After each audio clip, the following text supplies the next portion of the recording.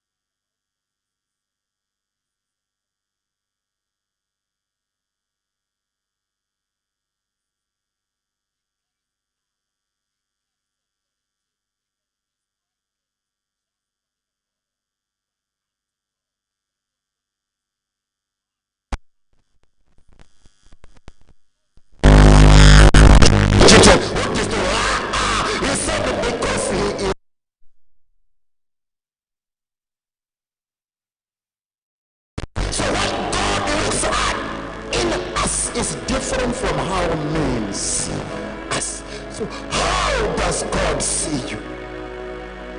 That is the difference.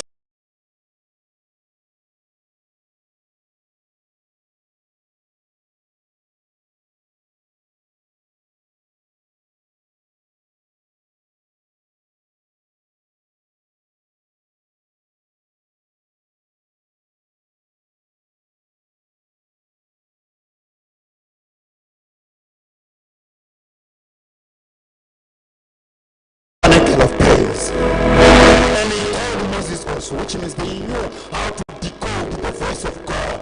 But that is not the issue.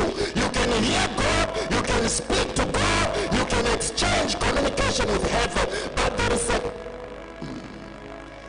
testimony of God that he must know you by it.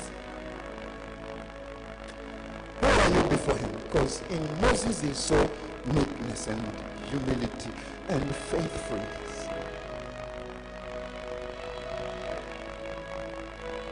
So this was trouble in my spirit. I said, Lord, thank you, because I have learned that what makes people to stand or fall is how you see them as God. You remember Moses never fell.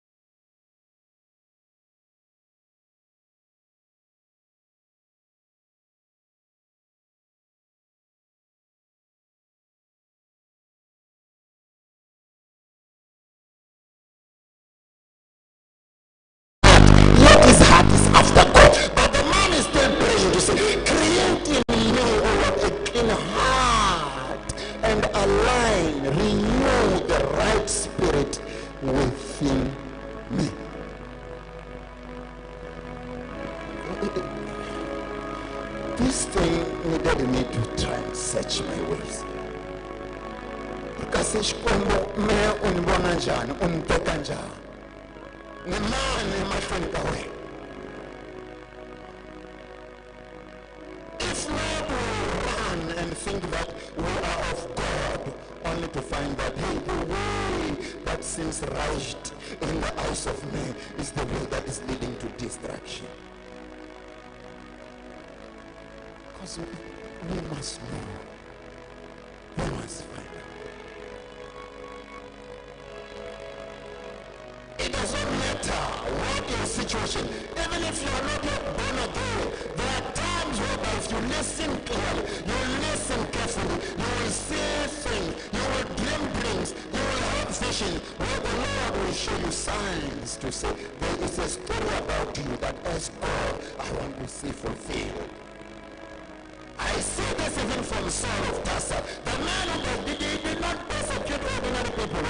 He ran after holy men to kill and to destroy them. But there was a testimony of God upon him when God spoke to Ananias to say, he is coming. And Ananias said, Lord, I've heard the reputation of that man. It is an evil reputation. He is given letters by the chief priest to persecute and kill Christians. But the testimony of God concerning Saul said, that is my chosen instrument.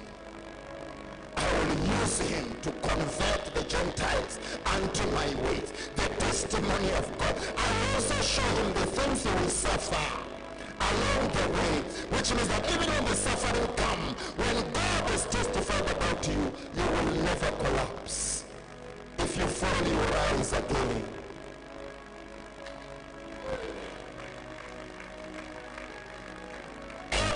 Children of God, when you follow their story, there are stories of persecution, there are stories of slander, there are stories of character assassination. They will fall, they will rise, they will be destroyed, some of the property, but they will stand up and rise again in power. Why? They've heard the testimony of God concerning their life. They know who called them, so they keep walking.